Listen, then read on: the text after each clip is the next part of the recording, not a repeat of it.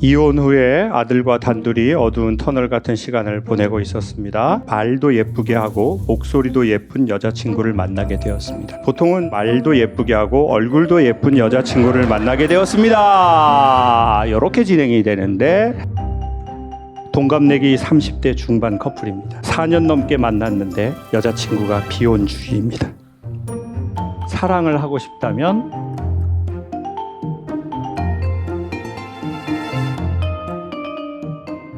이혼 후에 아들과 단둘이 어두운 터널 같은 시간을 보내고 있었습니다. 그러던 중 형님의 주옥 같은 명강의에서 말을 예쁘게 하는 여자를 만나야 한다는 말씀이 제 마음속 깊이 남았습니다.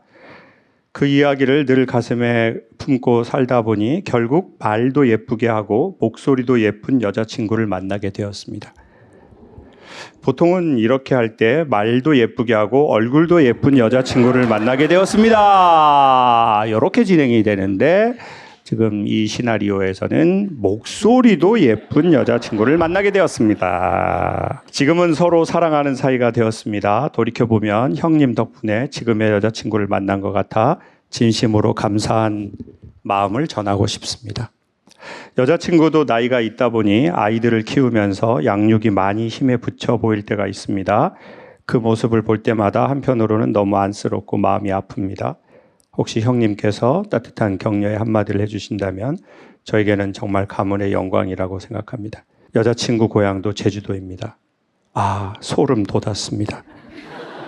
너무 좋은 얘기고 축하드립니다. 사람마다 다 기준이 우리가 다르고 그 다름을 인정해야 한다고 생각하는데 사람들을 조금 더 많이 만날수록 확실한 것 중에 하나는 말을 예쁘게 할 수 있다면 참 좋겠다. 그리고 우리는 보통 예뻐지기 위해서 노력을 되게 많이 하는데 그쵸? 오늘 노력 안 한 분들이 많이 왔다라는 말씀을 드리고 싶네요. 지금 대답도 없고 지금 세상에 단위 면적당 돈이 제일 많이 들어가는 게 여성들의 얼굴이다라는 말이 있습니다. 이 얼굴 안에 돈이 매우 많이 들어가죠. 여기 안에 스킨케어도 해야 되고 유수분 관리도 해야 되고 눈밑도 관리해야 되고 그리고 화장품으로 안 되면은 또 팩도 해야 되고 또 그러다 안 되면 또 시술도 받아야 되고 또 질서 안 어겼으면 또 질서도 잡아야 되고 또 약속도 지켜야 되고 여기에 진짜 엄청난 돈과 시간과 에너지를 써요. 그리고 이제 예전하고 또 달라져서 예전에는 그렇게 몸매를 막 얘기하는 세상이 아니었어요.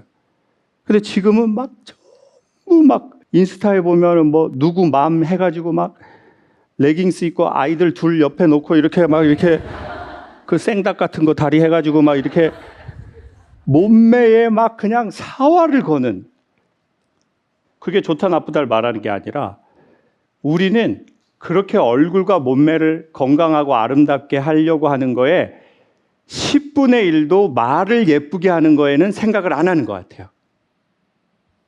그리고 그만큼 노력도 안 하는 것 같아요. 그래서 희망적인 것 같아요. 왜요? 노력을 안 했으니까. 노력을 했는데도 지금 같으면은 희망이 없을 텐데 그렇게 노력을 투자를 안 해봤잖아요. 내 엄마 아버지한테 예쁜 말을 내가 상속을 못 받았는데 나는 노력도 안 했단 말이에요. 그러면 처음에는 연기하다가 그 연기가 끝나면 내 말을 쳐버린단 말이에요. 그러니까 희망이 있죠. 노력 안 해봤으니까. 이젠 노력하면 되니까. 그리고 이 남자분은 소망을 하신 것 같아요. 나도 예쁜 말하고 목소리 예쁜 여자친구를 얼굴은 안 예뻐도 되니까 목소리가 중요하다. 저는 이 남자분 말고 여자친구분을 보고 싶어요 지금. 여러분 다 눈 감고 저만 보면 안 돼요? 어쨌든 너무 축하드리고요. 근데 또 이렇게 생각합니다. 예쁜 말은 들숨날숨이어서 여자분만 말 예쁘게 하는 거로는 절대 순환성이 없어지는 것 같아요. 남자분이 하실 수 있다면 다정하게, 여성분이 할 수 있다면 말을 좀 예쁘게. 그리고 제가 보기에 예쁘게 말할 수 없다면 예쁘게 말하려고 하지 말고 이렇게 세게는 말하지 말자. 명령하듯이 말은 하지 말자. 남편하고 애한테 될 수 있다면 이렇게 부탁처럼 말해보자. 여성분들한테 추천할게요. 뭐처럼 말하라고요? 부탁. 그럼 예를 들어 분리수거 하는 건데 부탁처럼 말하면 어떻게 말하는 거예요? 자, 여러분은 해본 적이 없는 사람들이에요. 남한테 아쉬운 소리라는 걸 해본 적이 없어. 그래서 지금 안 나가잖아요. 자, 근데 부탁하듯이 말하면 뭐라고 말하는 거예요? 분리수거 이제 조금 시키려고 하는데 이것 좀 버려주세요. 이거는 외국인이 한국말을 처음 배울 때 나타나는 현상. How are you? Fine, thank you. And you? 자, 약간 요런 거고. 예를 들어 자기야라고 하면 이렇게 말할 수 있죠. 자기야, 나 이거 분리수거 나가면서 한번 좀 해줄 수 있어요? 그쵸? 지금 여자분들 얼굴 표정에 근데 이거하고 달라. 한두 번 말할 때 해. 자기야, 같은 말 여러 번 하게 하지 마. 요렇게 갈 수도 있다. 근데 처음에는 웬만하면 명령보다는 남자를 움직이는데 조금 효과적인 건 제안이다. 근데 왜 여성분들이 그게 어색하냐면 나도 우리 엄마가 아빠한테 제안하는 거 못 봤거든요. 엄마는 더 세게 했거든요. 종자들. 저 김부남이 종자들. 참고로 김부남은 할아버님의 성함이십니다. 저는 엄마가 하도 그렇게 대놓고 말해서 친구인 줄 알았습니다. 김자, 부자, 남자 쓰시는 저희 친할아버님이십니다. 그러다 보니까 딸들도 어느 날 보니까 세졌어요. 그리고 해주면 어떻게 해야 돼요? 고마워 이거보다 제가 추천드릴게요. 진짜 제 누나 여동생이라고 생각하기 추천드릴게요. 조금 과장해서 말하는 게 좋아요. 감정을. 사실 그렇게 고마울 일이 아니야. 지도 쓰고 나도 쓴 거예요. 내가 뭘 그렇게 고마워해야 돼? 지도 쓰고 나도 썼는데 당연히 알아서 해야지. 그렇지만 이미 아시겠지만 집안은 정의로만 굴러갈 수가 없다. 결혼의 반은 연기다. 그래서 놀던 여성들이 결혼 생활 잘한다. 오빠 많이 만나서 오빠의 DNA를 다 알고 있다. 그래서 자기야 그렇게 해줄 수 있어? 그리고 해주면 별것도 아닌데도 고마워를 감정을 부풀려서 하더라고요. 너무 고마워 이렇게.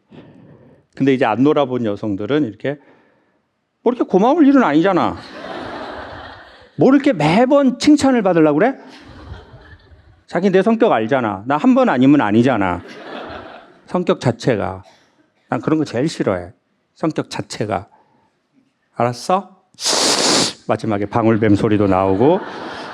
그래서 이거는 너무 안타깝지만 여성 입장에서 공정과 상식으로 남녀 관계가 이루어지지를 못하는 것 같아요. 그래서 저는 이렇게 말씀드리고 싶어요. 좀 주고 더 받아라. 어쩔 수가 없어요. 남자는 휴머노이드가 아니에요. 그래서 내가 정확하게 이거 줬다고 그게 안 나오더라고요. 그러니까 좀 더 주시고 가능하시면 이렇게 좀 고맙다고 좀 더 표현하고 부탁하고 그래도 안 되면 새 오빠로 갈아타라. 근데 그전에는 후회 없이 한 번만 해보셔라. 이거는 진짜 강연으로 하는 얘기가 아니라 그냥 저희 추석에 저희 누나들하고 모였을 때 누나들이 저한테 상담할 때 제가 하는 말이에요. 누나, 나는 누나가 2번, 3번 결혼해도 난 늘 괜찮아. 근데 누나가 말을 예쁘게 해보고 안 되면 그때 이혼하면 좋겠어. 그랬더니 누나들이 자기는 성격 자체가 한 번 아니면 아니라고 하더라고요. 그 성격은 누구를 닮았냐? 한정자 저희 어머님을 닮았다. 김부남 씨의 며느님. 남자 편이어서 말하는 게 아니라 오히려 여자 편이어서 말하는 겁니다. 말을 한 번만 예쁘게 조금 시도해보고 안 되면 그때 결정해도 늦지 않다. 그리고 남자들을 대신해서 사과의 말씀을 드린다. 근데 이게 참 개인적이기도 하지만 사회적인 게 있어요. 이혼을 해도 내가 되게 재밌게 사랑하고 사는 거를 본 적이 별로 너무 없어요. 그래서 같이 사냐 이혼하냐가 중요한 게 아니라 1년을 살아도 재미있게 살고 사랑하면서 살고 이유가 있어서 헤어질 수 있잖아요. 근데 너무 같이 사는 동안 의미 없게 같이 너무 오래 지낼 수도 있다고 봐요. 그러니 헤어질 결심은 언제 하냐면 뭔가 각오를 하고 한번 시도해보고 안 되면 그때 하자. 제가 이제 전시회하는 거 촬영하는 감독님이 고향 후배인데요. 아버님이 이제 배 관련한 일을 오랫동안 하셨대요. 근데 아버님이 성격이 꽤나 있으셨는데 엄청 어느 날 변했는데 교회를 다니시는 분이셨는데 아는 분이 아버지 학교라는 게 교회에서 하는데 그거 한 번만 해보자고 그 아버님한테 얘기했대요. 그래서 그 아버지 학교를 갔다 오시고 나서 담배도 끊어버리고 아들한테 사랑한다고 얘기도 가끔 하신대요. 그래서 본인은 아버지한테 뭐 엄청 혼도 나고 막 그런 걸 봤는데 여동생은 아예 아버지 학교 다녀오고 나서 나가지고 아버지 학교 하고 그 이후에 이제 딸을 낳았는데 딸이 대학생 됐는데 아침에 대학교에 데려다 주고 아빠 좀 데리러 와요 그러면 대학교에 데리러도 가고 그랬대요. 자기가 상상할 수 없는 아버지로 바뀌었대요. 여러분도 그런 거 혹시 알아보셔가지고 필요하면 한 번은 진짜 해보시길 추천드려요. 아버지 학교, 어머니 학교, 시어머니 학교 뭐 이런 게 있대요. 시어머니는 신설할 거래요. 동갑내기 30대 중반 커플입니다. 4년 넘게 만났는데 여자친구가 비혼주의입니다. 그럼 뭐 이렇게 말씀드리고 싶습니다. 누구나 다 처음부터 비혼주의는 없었겠죠. 다만 여성분의 어떠한 일로 그 비혼주의라는 뭔가 선이 생긴 거겠죠. 벽 같은. 제가 보기에 그 선을 없앨 수 있는 것은 안정감인 것 같아요. 최소한의 사회적 안정감, 최소한의 경제적 안정감. 그 안정감이 여성에게 생길 때 우리는 비로소 우리가 쳐놓은 선을 넘어가는 것 같아요. 그래서 그 안정감을 줄 수 없다면 폭넓은 인간관계로 보편적 사랑을 하시면 좋을 것 같고, 근데 또 그게 또 된다면 우리는 그 선을 넘어가겠죠. 그래서 우리에게 진짜 필요한 건 결혼이 아니라 사랑의 본질이라고 생각합니다. 그리고 그 사랑의 본질은 운명의 짝을 만나는 것에서 시작되는 게 아니라 자신의 건강함에 훨씬 더 기반하는 것 같아요. 그러니 사랑을 하고 싶다면 운명의 짝을 찾아서 떠나는 일이 아니라 자신의 몸이나 정신이나 과거와의 관계를 돌보고 가꿔주고 좀 매니지먼트 하는 거에 더 중심에 그게 있는 것 같아요. 그리고 마지막으로 드리고 싶은 말씀은 이거예요. 이렇게 이상적으로 살지 못한다 해도 우리가 우리를 받아줬으면 좋겠어요. 토요일에 여기에 이렇게 와가지고 막 3시간 듣는 거. 여러분, 교회도 3시간은 힘들어요. 근데 2-3시간이 됐다고요.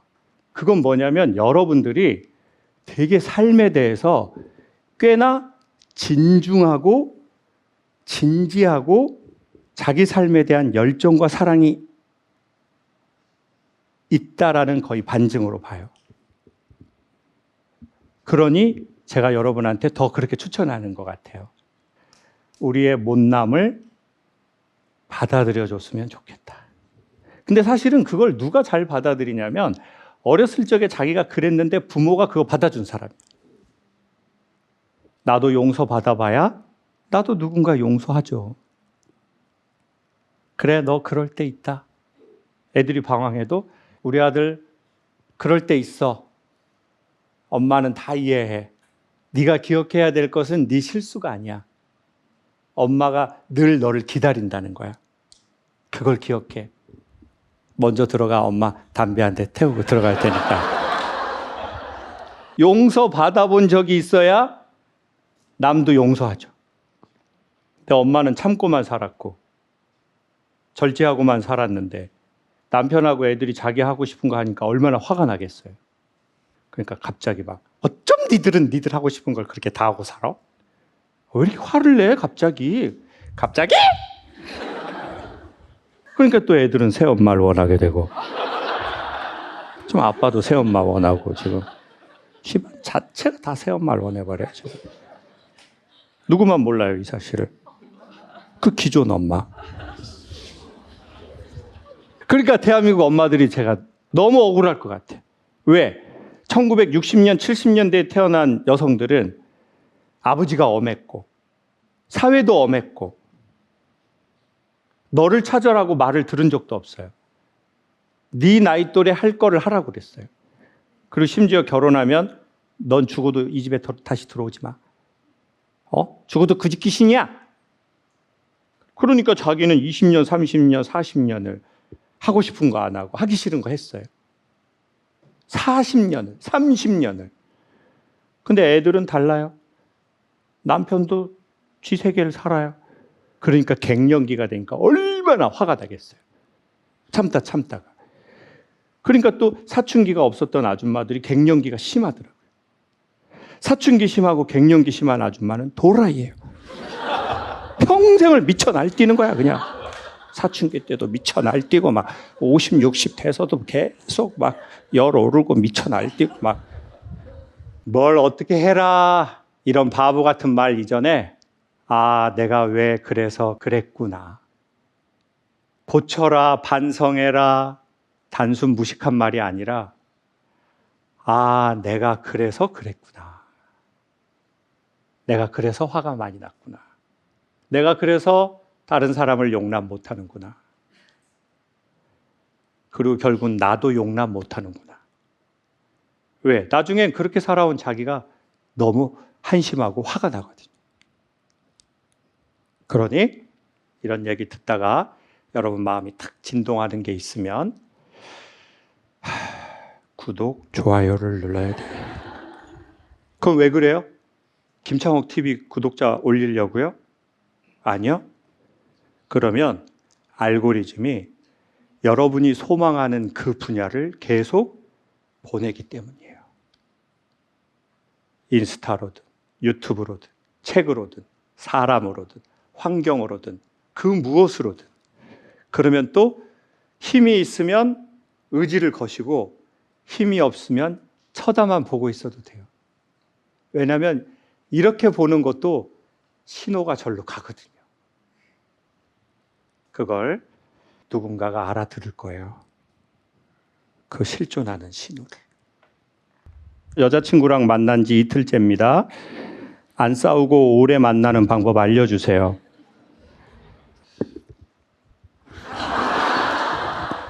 그러니까 사람은 사랑하는 게 생기면 제일 먼저 찾아오는 감정이 두려움이래요.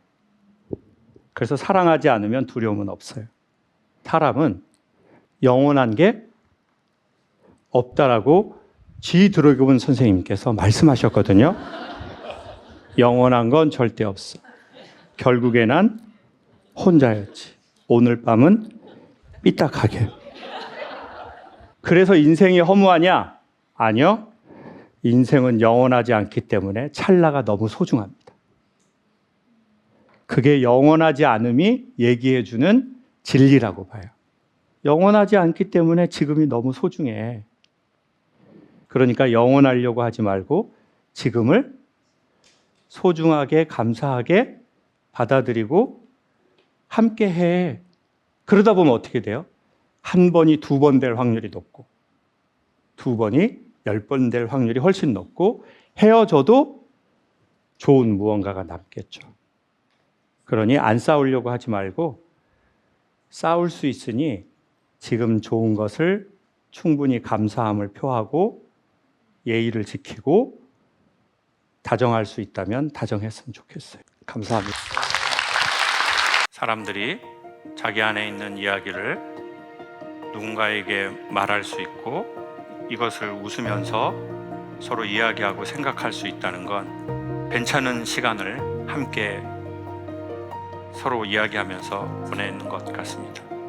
한 번에 구원자가 나타나서 우리의 문제를 완벽하게 해결할 수는 없지만 솔직하게 어느 정도는 이야기하고 함께 생각해 보는 시간을 갖는 것은 상당히 괜찮은 것 같습니다.